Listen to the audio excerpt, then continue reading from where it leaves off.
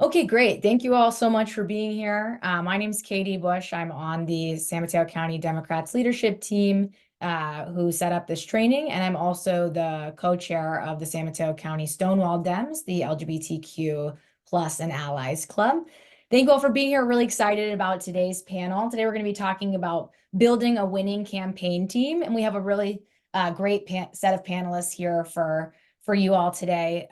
Today's panel is going to be actually a Q&A format rather than a presentation style like the last few panels, so that we can get all the juicy tidbits from everyone. And what we'll do is we'll save about 5 to 8 minutes at the end for questions from the audience. And if you have questions throughout, you can put them in the chat and I'll do my best to get to them if possible.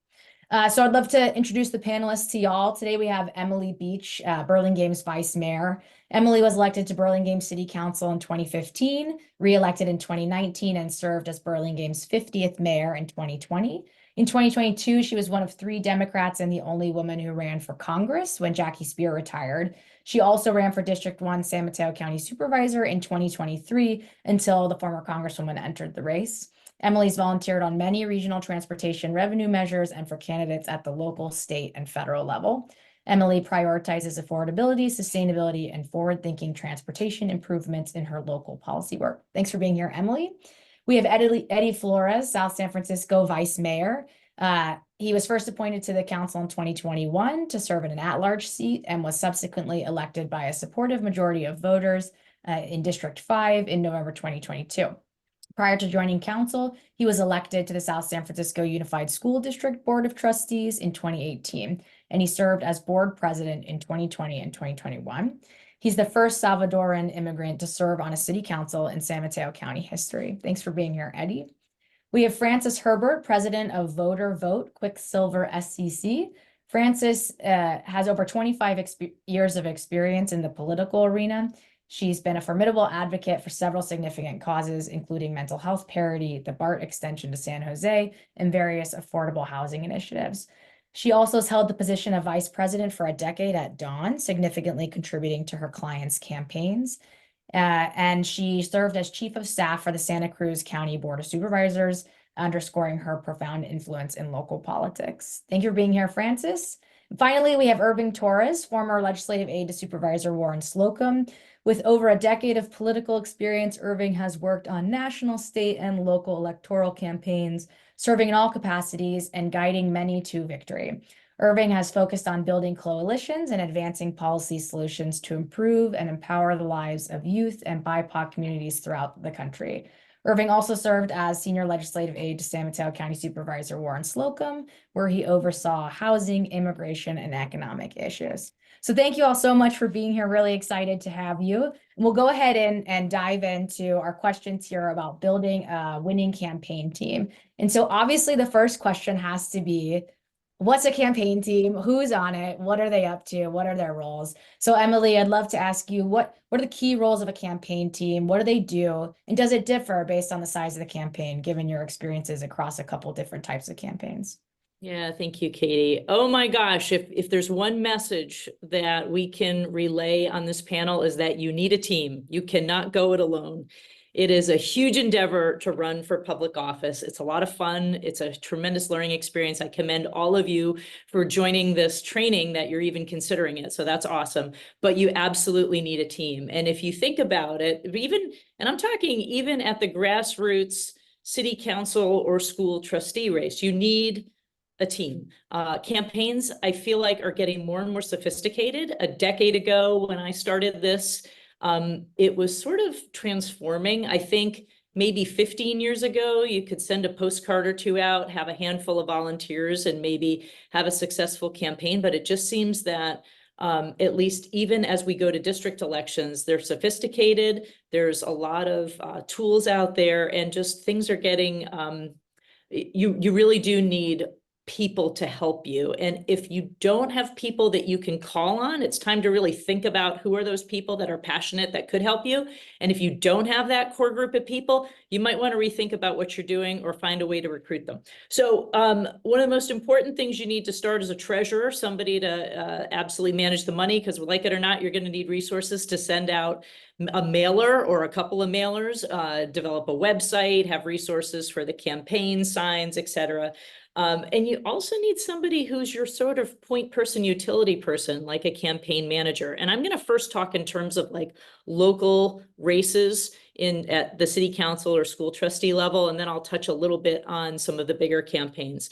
But I was thinking more how I could address this question would be more in the roles that people do, because there may be roles that one person takes 3 different jobs in these roles because they're strong, but you might need many hands make light work. So if you have a network of people that you can assign to these individually, that can be really useful. So definitely some kind of a manager, some kind of a treasurer, a person who's in charge of marketing and developing messaging for the campaign.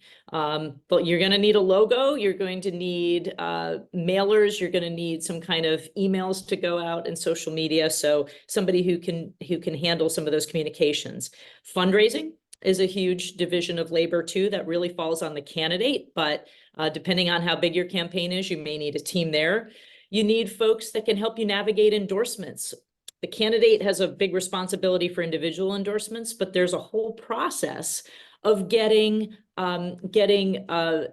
organizational endorsements. And those are a big lift when you start to have to answer questionnaires as the campaign is heating up. So people who are smart on policy, who can help be a thinking partner. As a candidate, I always wrote mine and proofread them, and nothing went out the door without my eyes on it, that it was really in my voice and what I really believed. Maybe other candidates feel differently about that, but you need a team to kind of help you think through those things and to help draft them.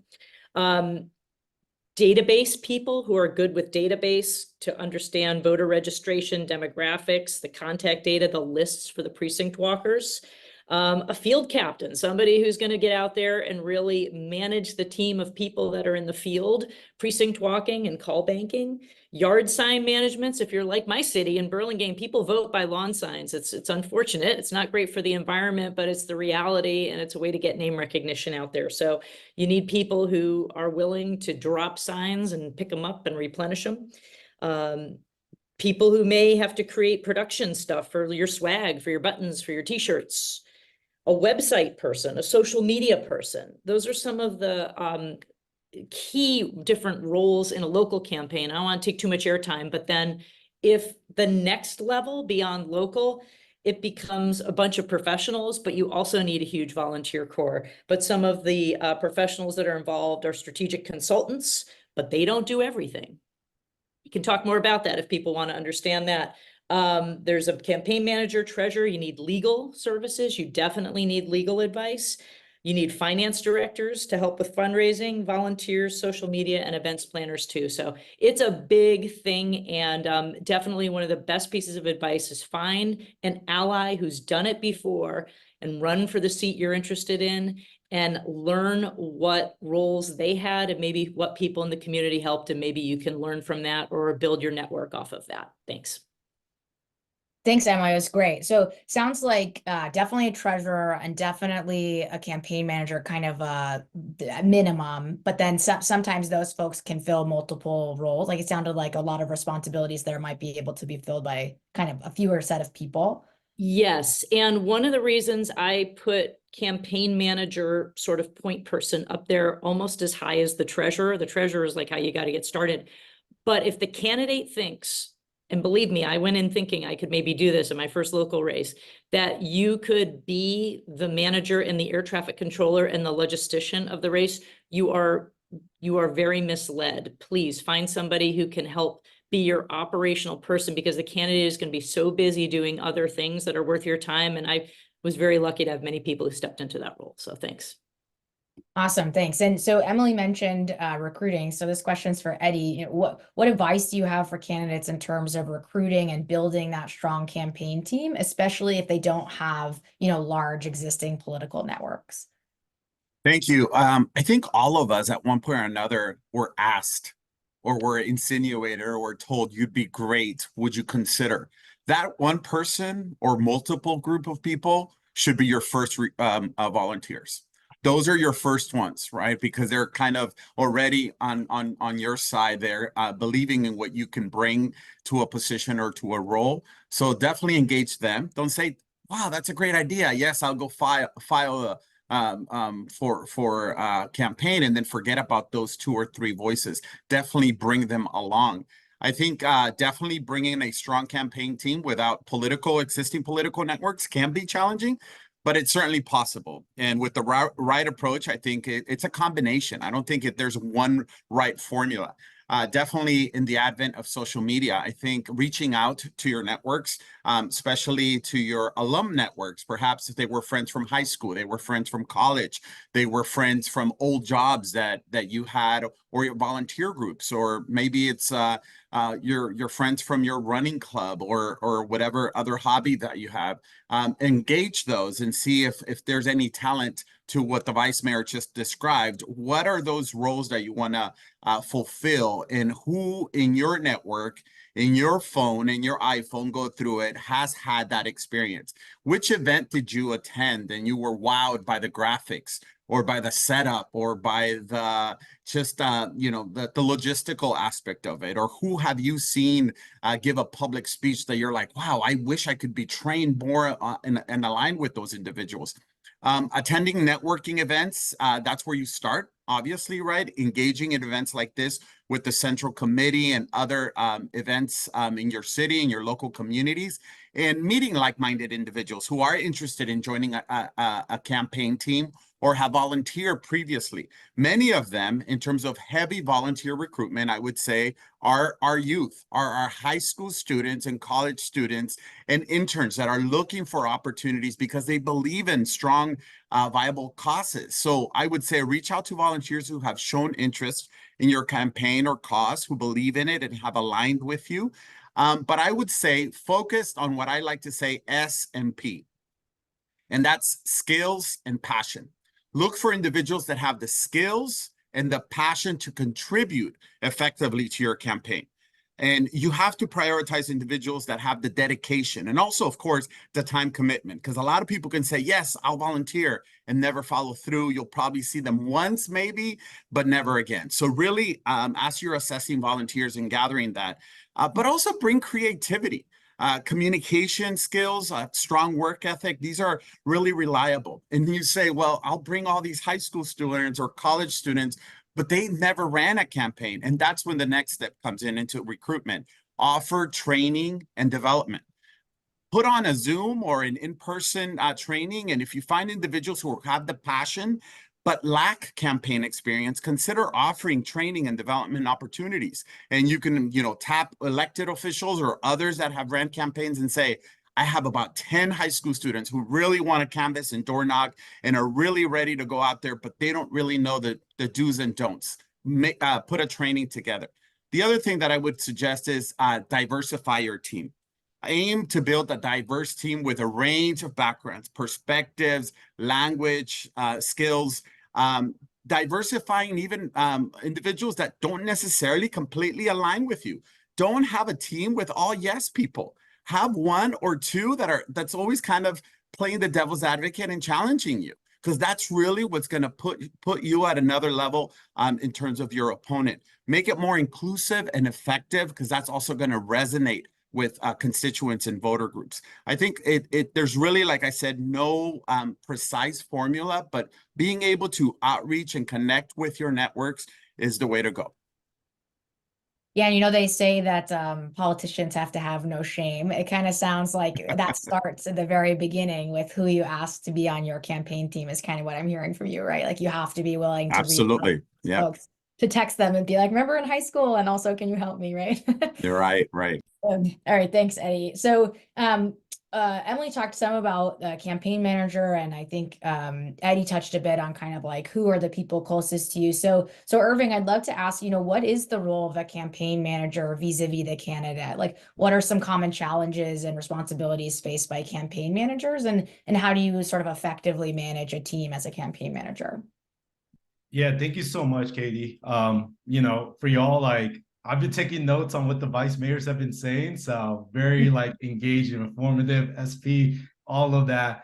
But I just want to kind of just reaffirm what Vice Mayor Beach mentioned about just making sure that with the campaign managers, the operations, right? Making sure that when the candidate and, their advisors and consultants are developing like a strategic campaign plan, the campaign manager's role is to make sure that they're executing, making sure that the campaign activities are ongoing, making sure that the goals are being met, making sure that, the budget's, intact. All of those things are kind of like what the role of like the campaign manager consists of. And, it's a very important job. It's part of it is also kind of building and developing the team as well, like really identifying who could be on this team, what are going to be like the best assets that's needed for this campaign to drive and function.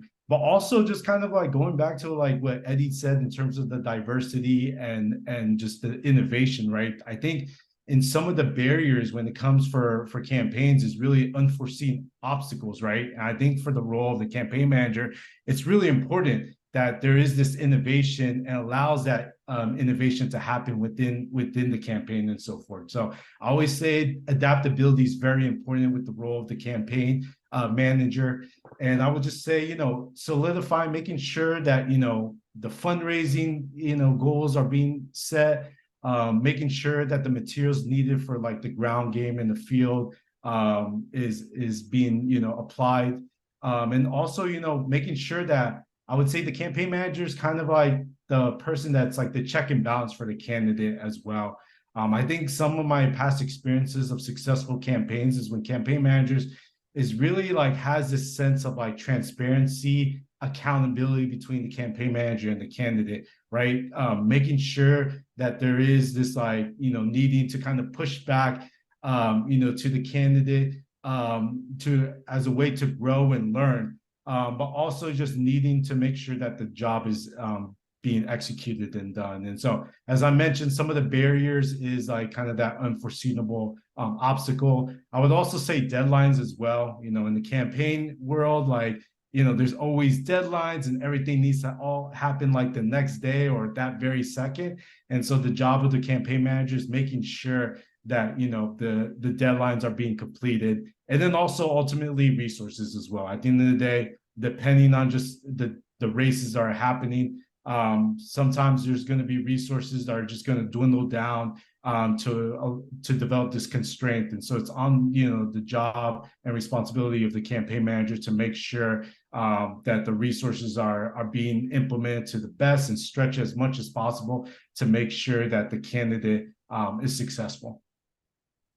Great, thanks, Irving. And I'm also, participating in this training as much as anyone, kind of learning new things. And, one thing that strikes me is if I were to pick my campaign manager today, I'd probably just pick my best friend. I'd be like, hey, can you, like, you're my supporter, can you be my campaign manager? I don't know if other people have that inclination, but what, should your how would you think about that? Like, should you do that because they're a great advocate, they have that passion that Eddie was talking about, but then also just make sure that they have those skills? Like, kind of how do you think about picking the people close to you for that position, just briefly? Yeah, I mean, it's going to vary between like different races, right? Like, I think like the higher you go up in terms of a more like, a supervisorial assembly or state kind of races, it's going to rely on like more skill sets. But I think the lower of a race, whether it's a school board or city council, it's going to be more towards like really understanding like the lay of the land of the environment, right? Like if there's this kind of component due to lack of resources and the lack of skill set, I mean, it could be kind of a collaboration between the candidate and campaign manager to kind of lead the campaign.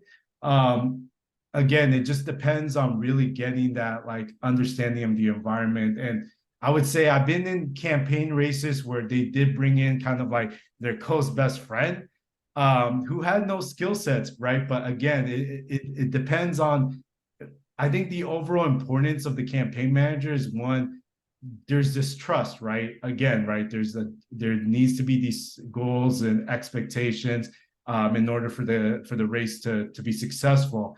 And so there needs to be kind of this individual that's really, again, holds accountability, not only for the candidate, but amongst the team, but also for a trust for the candidate, right?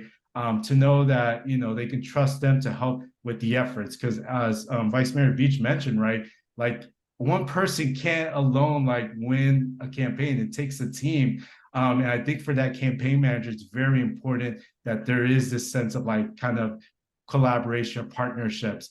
But then again, it also like, it's a plus if there's the skill set and you can bring your best friend in, but in depending on other races, you might just need to get somebody who's more understanding of like what it takes to win.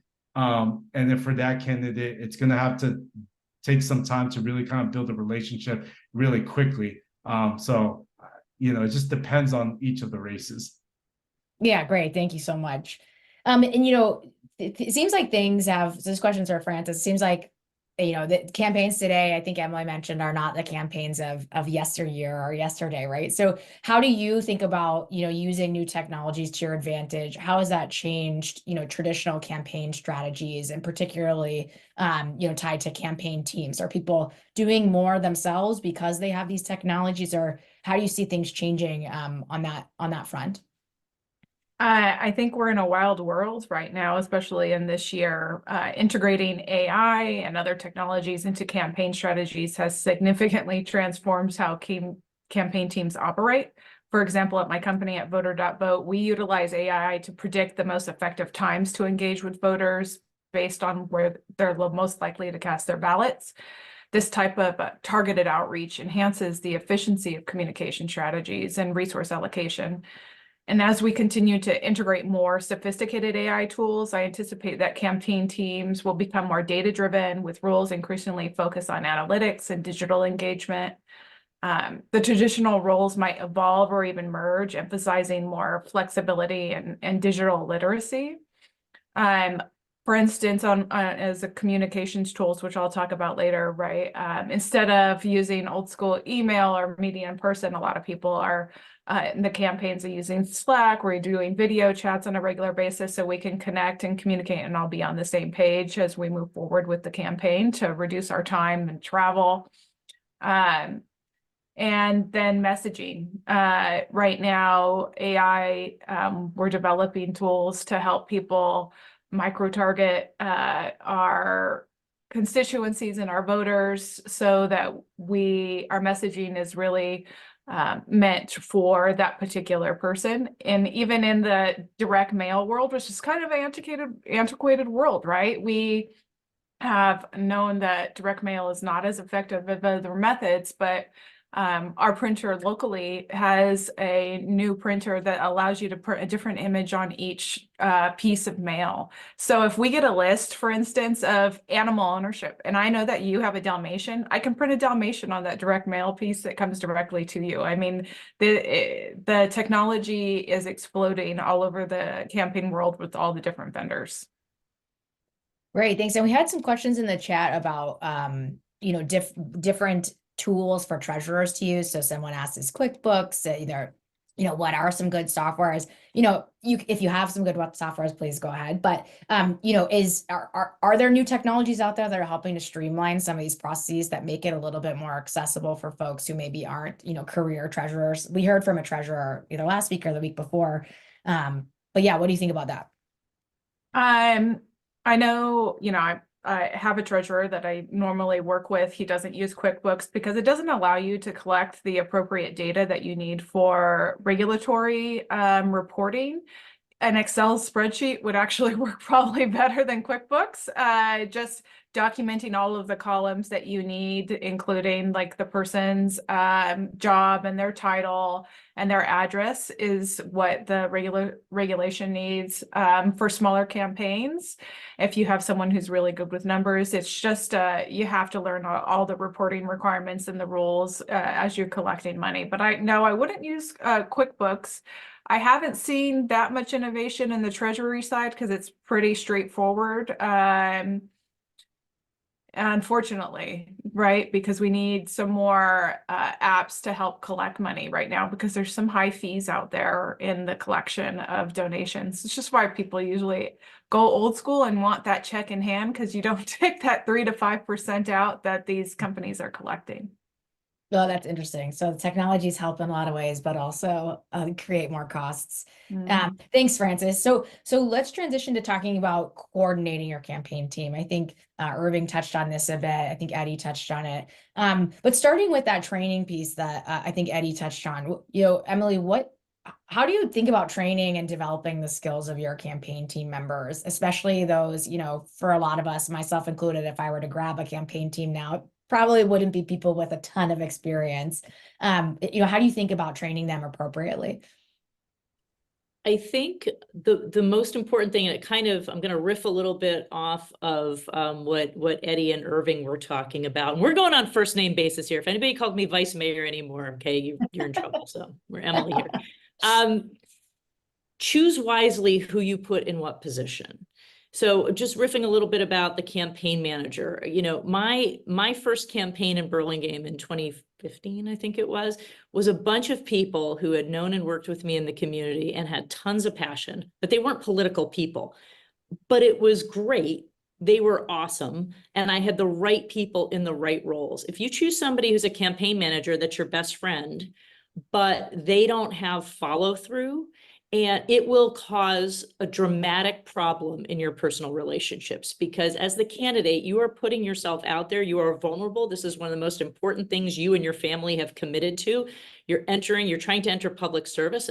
You're not in it for the big bucks and the glory. You're in it to do the work, but it is really personal, right? So you better have people that you can trust. And if you've got a campaign manager that's your best friend, but won't follow through and make sure that the yard signs were delivered or something, it will cause a lot of drama in your relationship and problems. And it will also cause a tremendous amount of stress during a stressful time where you need people to keep you calm around. You need to be surrounded by people who are doing their job. So I think choosing wisely. I think one of the most important, I'll kind of start at a high level, one of the most important trainings that you can do is get your volunteers together and have them feel your energy and passion, kind of like what Eddie was talking about. And if they have their true north, if it's clear to them what your mission is, what your vision is, and what your values are, and what your top 3 priorities are, they can go out and spread the good news of the gospel of your campaign as it goes out there. And that's an important element of big picture training and energizing that really can only come from the candidate. It really must come from the candidate. So getting people fired up about it. Often interns are looking for opportunities, but they do need training. And I think one of the greatest things you can do from a training point is find somebody who's maybe a college student or a high school student or a recent college graduate or whoever that has had internship experience that they've either liked or not liked on a campaign, and give them the responsibility of being the intern lead and really mentor the young interns. First of all, it's good for the party. It's good for grassroots, next generation candidates that can come up, but really making sure your interns aren't just out there saying they're an intern, but have no responsibility and role. And if you have somebody who's been an intern and walked in those shoes that can really provide them leadership and guidance, they can be a secret weapon in a campaign if used well. So I think that's one strategic thing. One of the most important things is having a very clear messaging guide for your volunteers. There must be something written down that has a brief, very brief 1 or 2 sentence blurb about who you are as a candidate, why you're running, because you're not just running because you think you're a great person. There's got to be a reason you're running. And if you haven't figured out why you're running, then think twice about running, because hopefully you want to accomplish something, not just sit in the office and have a big title, right? You want to get something done. And then what are your top 3 priorities? It's got to be succinct. And this is where the candidate, and I'm speaking pot calling kettle black. I have so much in my head. I love to write white papers when I talk to people because I love the policy.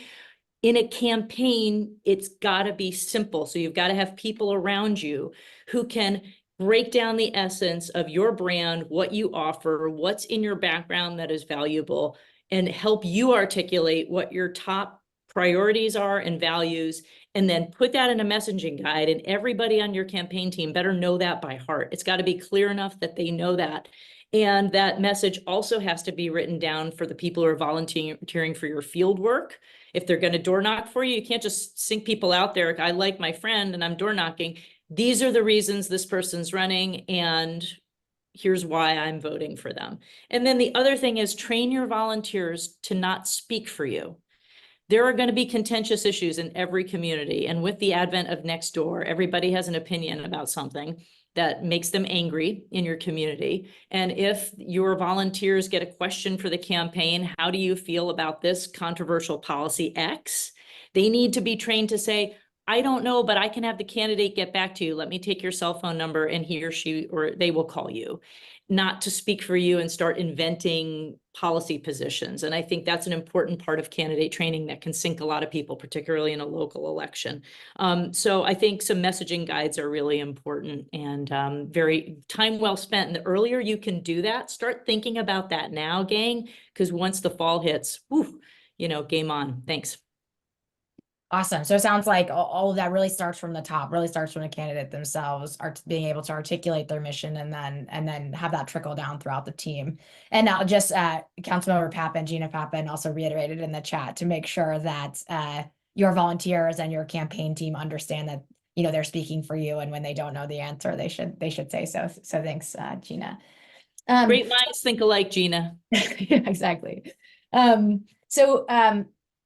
Francis, how do you make sure that you're like effectively communicating, coordinating, delegating what can be sort of a sprawling team? You know, different size campaigns are going to have different size teams, but at the end of the day, at least 3 people we heard, right, from Emily at the beginning. So how do you think about keeping that communication coordination ongoing? And then I'll ask Eddie the same question.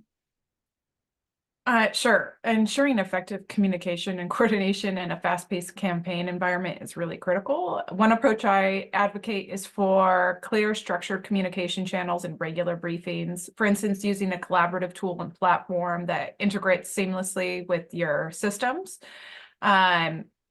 My company, Voter.vote, helps maintain a unified strategy and immediate sharing of updates, so you can see what the demographics are and see what different data files that people are pulling. I also use Slack, but there's a lot of different platforms like that, so you can have all of your communications in one space, because things get lost if you do an email or you're on some text thread. All of that can get lost. In a Slack, you can, put up levels of communication for the executive team, for your volunteers, and for the different roles that you have on your campaign, and share regular updates and files. I also recommend creating something like a Google Drive for your campaign, so all of your documents are organized in places, so you have all your folders for your communications, your images, your whatever, your questionnaires, all in one place, because there are a lot that come in. It can get confusing and you don't want something to get lost, and have your campaign team be able to access all the same documents, I think is really critical.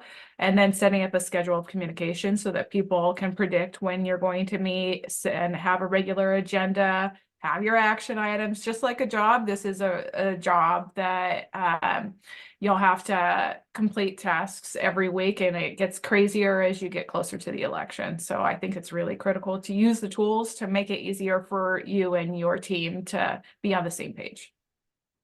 Yeah, again, it comes back to how, technology can really benefit you and can be your friend. And maybe if you're not someone who's familiar with technologies, or, doesn't know what Slack is or what have you, then, maybe that's a key to get someone on your campaign team who can really help you stay organized in that way. Eddie, do you have other thoughts on how to, maybe about coordinating and delegating tasks to folks and kind of keeping people on the same page? Absolutely. Yeah. To add on to what Francis had said, but I can't underscore the importance of delegation. This is really important. You are the candidate. You are not the campaign manager. And this is very important. Even if you think, well, I don't have a lot of money, it's just a small district, it's a school board race, I'm going to just do it myself and 2 other people. But still, you have to learn the art of delegation. Otherwise, you will be overwhelmed and overburned even before the fall comes around. I think communication tools is very important. In fact, when you do have that individual, whether it's a campaign manager or it's your right hand, your co-pilot, whatever you want to call them, you have to communicate with that individual constantly, checking in every day with this person. If it's 2 days and you haven't spoken with your campaign team, you're doing hugely wrong and huge disbenefit to yourself.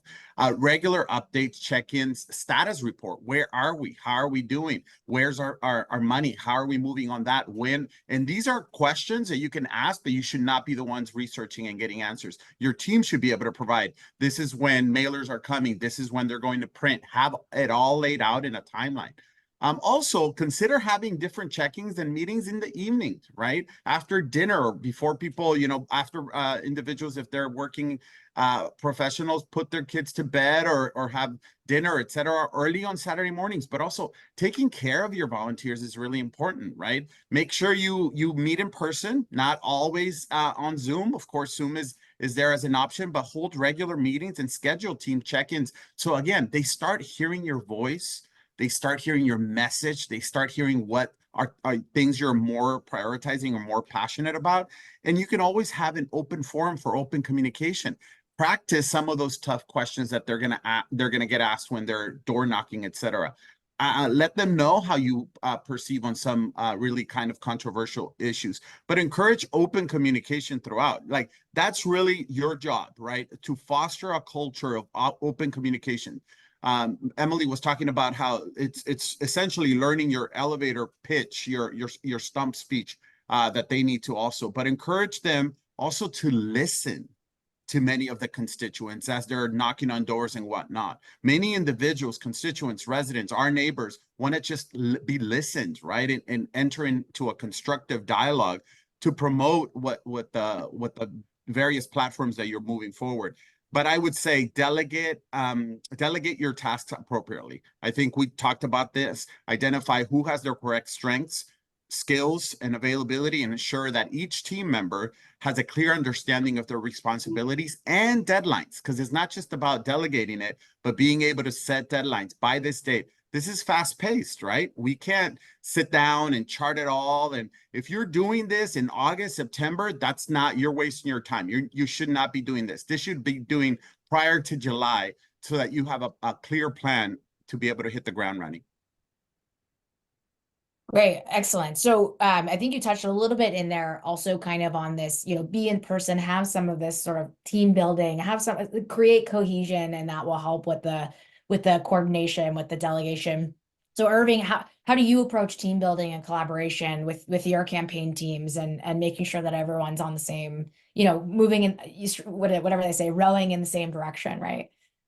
Yeah, absolutely. I mean, it's important to kind of build this really relationship, because at the end of the day, like, the team is going through a lot during the campaign, right? And putting in a lot of time and effort.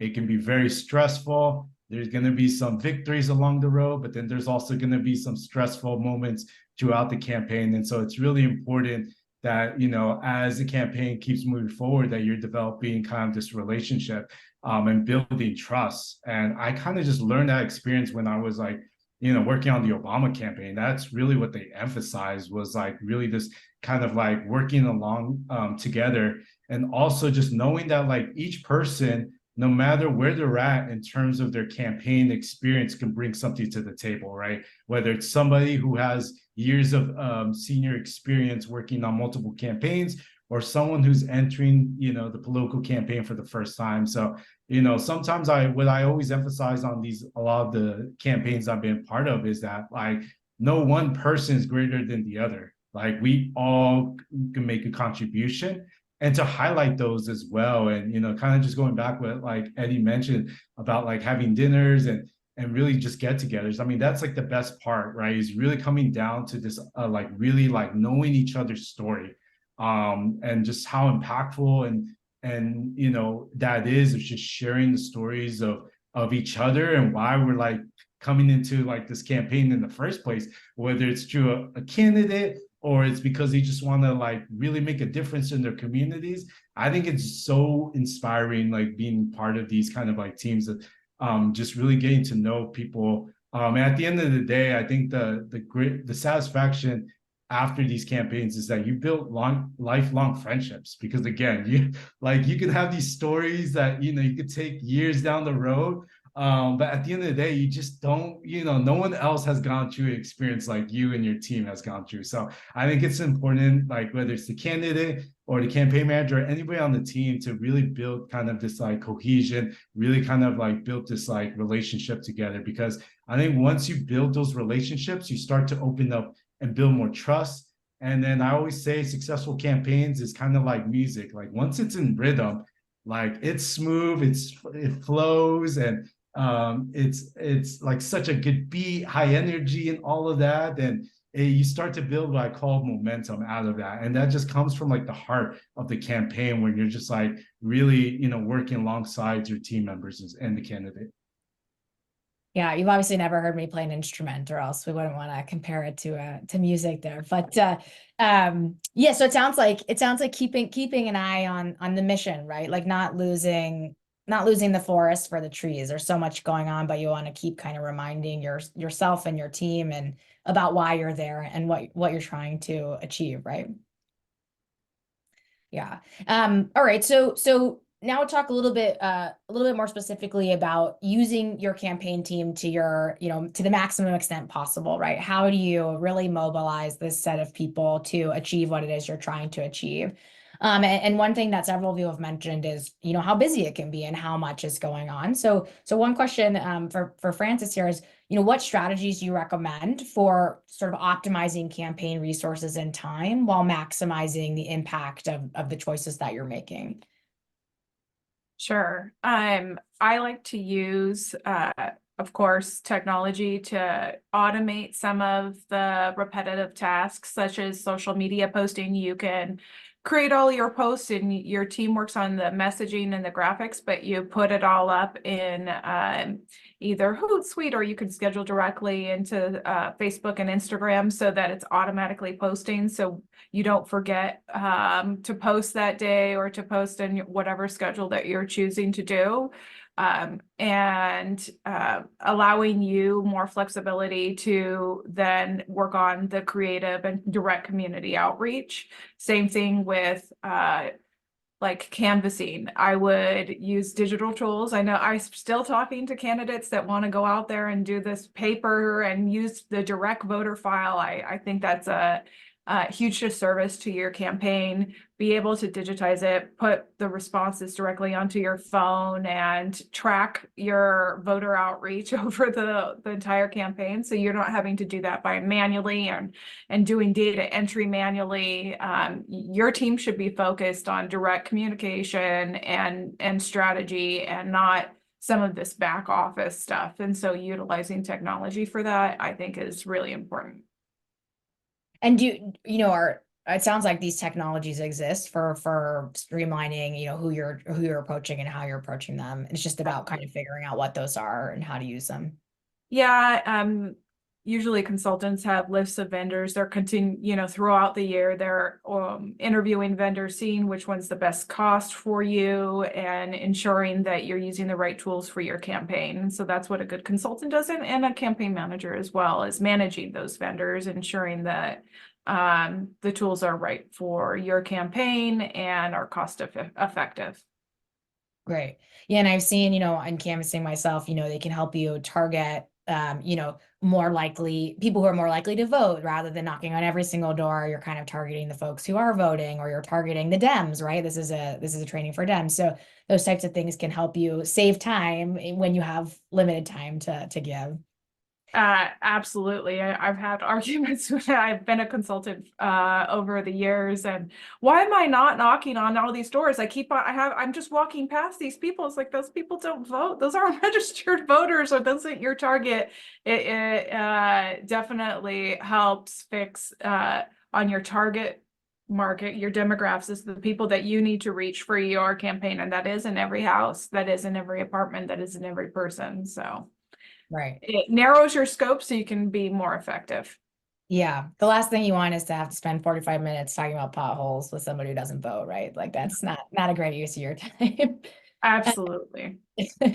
So Emily, circling back just a little bit, you talked about this messaging resource. I forget exactly what you called it, to kind of get your campaign team on the same page about what your message as a candidate is. How do you think about developing, a strategic plan for your campaign team, and how important is it to have, clear goals and objectives, timelines and those types of things? Critically important. One of the wisest campaign consultants I ever worked with really made me think about, I thought this was a profound thing to think about. There are two limited resources in a campaign, time and money, and time might be more important. Think about that. You can raise all the money in the world, but if you're not spending your time wisely, particularly the candidate, and there will be surrogates and roles for surrogates out there, but there is a really important role of using the candidate's time wisely. So then you have to prioritize from there. How do you prioritize? You have to have a campaign plan. You have to have a strategy for how you're going to execute on this. And that's going to be different for every campaign. There's going to be some principles, but if you're running again, you're trying to unseat an incumbent, that's going to have a different strategy. You're going to have to think about, who are my natural allies here? Who might also want to see this incumbent ousted? Maybe, probably Irving would have to, could give another tutorial on that.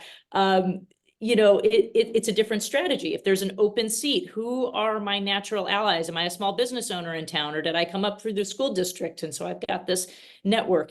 And then you've got to think about what's your realistic, what does the end game look like? What is success? Yes, the success is you win the office, but what number do you need to reach of voters in order your win number? And how are you going to achieve that? You're not going to get every vote. So where are you going to target? And I came from a military background as my first job. I was, in the Army. There's operations orders. There's very clear roles and a strategy for how you're going to go out and do something. And so you have a plan, and you have to have a plan that's flexible, but you got to have a plan. You can't just think you're going to go to every networking event and go to every community event and door knock every door. You're going to have to be strategic. So clear goals and objectives for the campaign as well. I think Eddie mentioned having a clear calendar. That's one of the most important things. So you backward plan. Okay, when do you have to file by? When are you going to have to drop your first mailing, which means you have to have exactly X number of dollars in the bank to do that. You don't want to go into debt as a candidate. If you don't have enough grassroots support to raise money to put you into office, rethink about whether or not you've got the group, enough support in your community to actually represent them. So you're going to have to backward plan, so a clear calendar. No, particularly over the summer for local elections that are coming up. This is where city councils and school board members are starting to gear up, thinking about running. But there's going to be a lot of quiet work that happens in the campaign over the summer. Know your team's vacation schedules. I can't underestimate how important that is, having that kind of communication. Thinking about when the ballots drop. This is, X number of days from the election. So that means you've got to have a really comprehensive strategy leading up to that time. But most people are not like us that think about politics 24/7. And most voters are paying attention maybe a month before the election, and then 2 or 3 weeks, they're going to find their ballot at the bottom of their dining room table. And if you can inspire them to actually put it in the mail, fantastic, but it's not their top priority. So how are you going to layer a communication strategy in order to be effective and get people to vote before the election? So I think some of those logistics are really important, but having a plan and knowing that your resources are really limited. So how do you use your time effectively? Great. And on that exact point, Irving, do you have some ideas about how you really do bring voters to the table? How do we get them to drop that ballot for your candidate, and how do you use your team to do that? Yeah, absolutely. I mean, kind of just what Emily mentioned about the goal of just developing the campaign plan and making sure that this campaign plan is, developed with this intention about voter engagement, right? Because at the end of the day, part of the kind of winning formulas of successful campaigns is that you have this set number of voters, and you have to determine whether those voters, what's that percentage of those voters are going to go to the candidate, and then from there, what's that kind of secret number of percentages of introducing new voters. And what I mean by introducing new voters is that you have an opportunity to really be creative with your field team to host several different events that can really engage folks and really bring this new additional voters to the table and so forth. And so I think it's very critical that, when you're thinking about like voter engagement, there's going to be this set number from like when you go to the elections office and pull like, the number of voters, but then there's also going to be this kind of unknown group that you can potentially tap into. And so part of that, again, is really just kind of like seeing where people are at, which is why it goes back to the importance of like recruiting a specific individuals on your campaign team, right? Making sure that you have a campaign person that really understands like the community, right? Especially in what you're running for. Like as a candidate, obviously, you're supposed to develop like understanding the issues that affects the community that you're serving.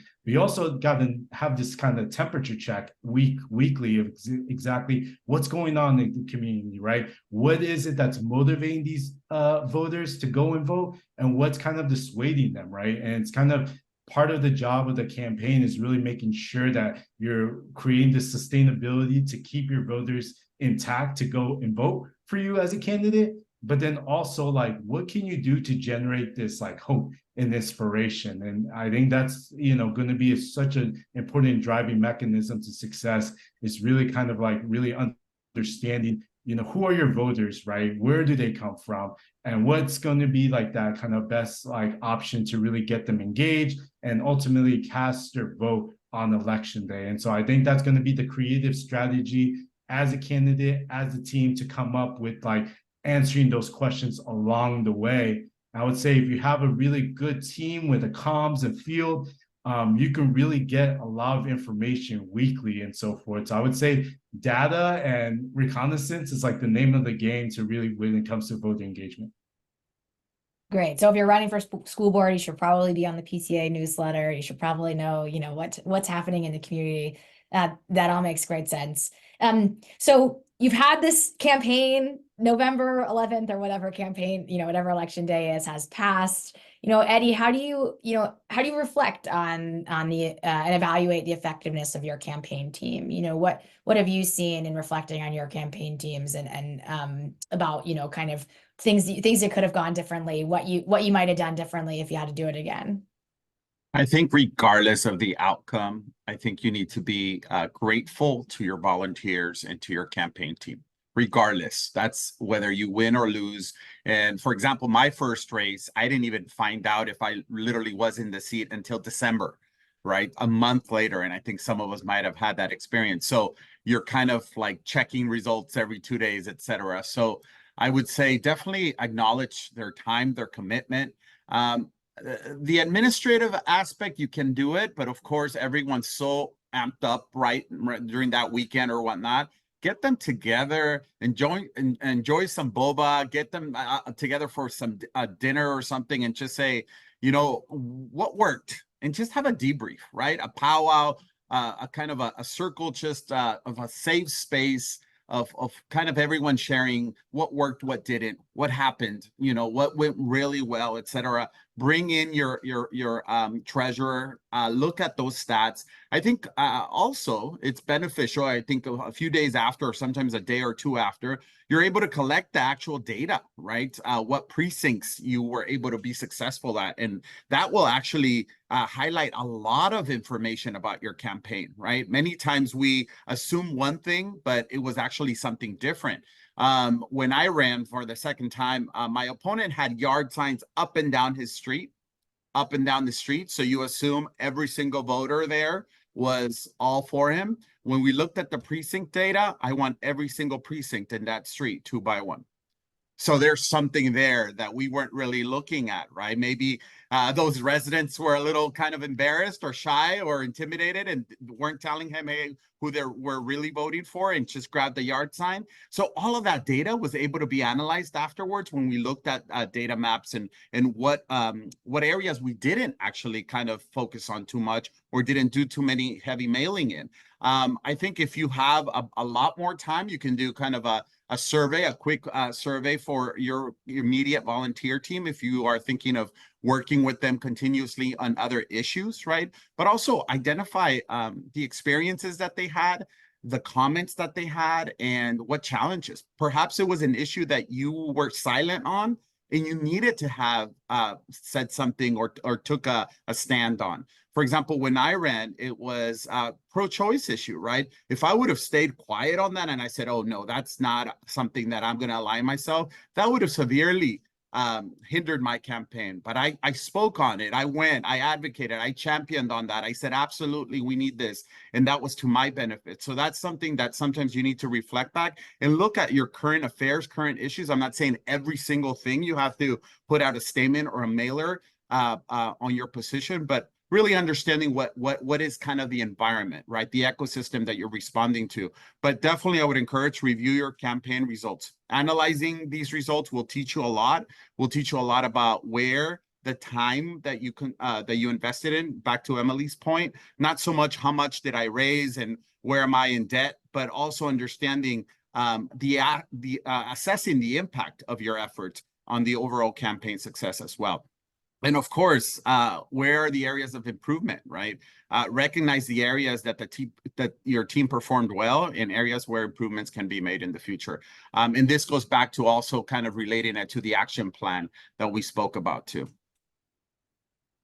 Great, thanks. If you're a member of the audience and you have a question you haven't put in the chat, feel free to put in the chat. We might answer in the last couple minutes here. But Eddie, I don't know if you wanted to say something, I don't know, so in 60 seconds or so, what's something that you would do differently if you had to do it again, and hopefully you will do it again. So I mean, I'll tell you, it's always timing, right? It's always start earlier. For example, stuff that you're just like, I'll get to that eventually. Write your script for your website, get your social media going. Those are things that you're just like, someone else can do it. I don't have to worry about it. But guess what? It's your voice, right? That's going to have to go on that website or on that mailer. So start thinking about that. I think Emily and Irving also talked back about working back. Start outlining how many mailers you're going to do and what's the focus on each one of those mailers and what's the potential reach. Who are you going to be targeting? What demographics, what geographical areas, etc. These are things that you can start kind of carving out. So I would say it's always time, right? It's that one factor that we always wish we would have more of. But I would say engage in that level. And also, I would say as much as you can, getting enough rest and just taking some time for yourself, even if it's an hour. And this I did want to underscore. It's super important for your mental health and well-being for you to stay strong, both physically and mentally. And that I'm sure it's going to be kind of a theme as you go through this boot camp. You're the one person that needs to be well, right? And if you're not taking care of yourself, I would say encouraging yourself to always remember, or having someone else remind you to always kind of, remind yourself to take care of yourself too. awesome, perfect insights. Emily, you have reflections on something you do differently? Well, I had 2 wildly successful local races, top vote getters and all that good stuff. And I failed miserably in my run for Congress. No, I didn't fail miserably. Nobody fails when you try, especially if you want the job. And I think, looking back, as I was thinking about this, in all the campaigns, one consistent thing, I think it's so important to have at least 1 or 2 people on your team that really are good writers who know how to write in your voice. If you can identify those people earlier, that doesn't mean they're going to write for you, but they're going to start drafting some stuff, because there's so much written messaging that becomes really important in the campaign. And if the candidate is, at least in my campaigns, I'm quality control, I'm reviewing things, and you don't want to have to waste a lot of your time as a candidate if you have the key people in those positions that you just either, maybe they're good writers by some standards, but it doesn't sound like you and you're rewriting things. That's a colossal waste of time. So I think that's one very logistics piece. I think also, I'm an optimist at heart and really believed in my candidacy every time I threw my hat in the ring. You also, in the spirit of your limited resources, time and money, thinking about what endorsements or groups or other stakeholders to come on your side are just insurmountable, because having a really realistic view, maybe spend less time on things that are not that may be too insurmountable to actually get a win in your corner. In politics, one thing that's really interesting, get your thick skin on, friends, because there's a lot of good people who want to do this work, but especially in the elected circles, there's some people that operate, strictly on values and such, and many operate on, there's always an element of what's in their own best interests in their political universe. Who are they going to make mad? Who are they going to have on their side? Who are they going to help next time? And so even people you think you have this really strong relationship with may not be able to be with you in the race for whatever reason because of their own interests. Okay. It's just, this is how it goes. And so understanding that and having a realistic view so that you use your time wisely on where are the opportunities that are achievable for you to get to the win is a really important reflection. And then thirdly, I think, know your strengths as a candidate. So, some people are gifted communicators. Some people do really well in debates. I would love to have opportunities where I could be on a stage with multiple candidates at once, because that's something I feel like I like that forum, right? Other people don't. If I wish there had been more opportunities at all levels, my local races, the federal race I was involved in and other races, to have candidates come together to have those sort of let the public see and evaluate people back to back rather than just on literature. And if there were ways that my campaign could have forged those opportunities earlier, and made sure that there were opportunities for the strength of my campaign to shine, I think that would have been, that's kind of nuanced, but I think that's a neat opportunity. If you can find forums for your local race, make sure your Rotary Club is doing a candidate forum, make sure your Lions Club is doing one, make sure your Chamber of Commerce is maybe partnering with them so you can get out in front of people if that's your strength. Those are good opportunities to let the community make their choice. Great. And I recognize we're just a few minutes over time. If you have to leave, please do leave. I do want to hear from Irving, if you have 60 seconds, if you want to share a lesson learned. And then Eddie, Emily, Irving, if you want to put in the chat, someone has asked, how much time might they expect to spend campaigning if they have a full-time job, as I know a couple of you did running. If you want to just type in the chat, I'm sure they'd love to hear that. So Irving, the final thoughts here. Yeah, I mean, it's like the best way to predict the future is to create it, right? And so I think it's just important that as you kind of go forward with these types of elections, it kind of like, when I look back at some of these races, both success, wins, and losses, it's really kind of like, again, developing an idea of your path forward. And I would emphasize this a lot. We talked about this throughout this session, but then the importance of building a campaign team that's going to make sure that you're winning. And there's a lot of factors, a lot of skill sets that go into it. I mean, Francis, when you talked about just like, pushing candidates from like the paper to digital, I would say I've been a part of very historic races. And if you asked me 10 years ago to be a part of those campaigns, it would have been successful. I mean, part of it is technology really kind of like reduced a lot of the time and cost for candidates to be successful. And part of that is making sure that you have a team that's equipped to handle these tools effectively and going about it to be successful. And so again, can't emphasize that when you're thinking about your team and the race, that you have these skill sets, because even if you're missing one member from that team, you're not going to be able to be successful. I just, I had that with a recent experience of just like, not having the well-equipped team to be successful. And so it's all individuals play a part in your campaign. And so just know that, and just know as you're thinking about forward to make sure that you're bringing individuals that have the skill sets, have the passion, and making sure that they're all in alignment with executing your campaign plan and your vision. Awesome. Well, thank you all so much. Thank you, Emily, Eddie, Irving, and Francis. We really appreciate your time. And thank you all for taking this training. We hope you'll run, and we'll see you next week. Thank you all for running. We need Yes, good thank people you. doing the work. We're Thank proud Thank of you, you. Katie. Thank you, everyone.